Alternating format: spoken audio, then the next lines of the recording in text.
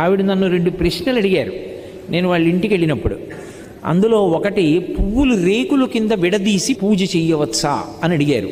మంచి ప్రశ్న, అందుకు నేను ప్రస్తావిస్తున్నాను. బాగా జ్ఞాపకం పెట్టుకోండి, పువ్వు అంటే లక్ష్మి, పువ్వు అంటే జ్ఞానం, సరస్వతి.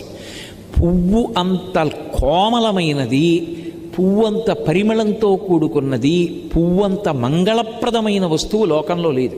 అందులో ఎర్రటి పువ్వు కానీ నేల మీద పడి ఉందనుకోండి, ఎవరైనా సరే దాన్ని తీసేయాలి ముందు, అది కింద ఉండకూడదు. ఎందుకో తెలుసా?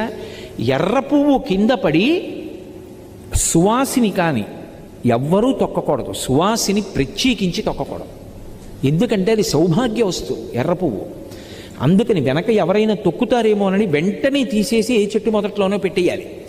అంత పరమ పవిత్రమైనటువంటి పువ్వులు పూజ చేయడానికి నీ దగ్గర సరిపోయినన్ని లేకపోతే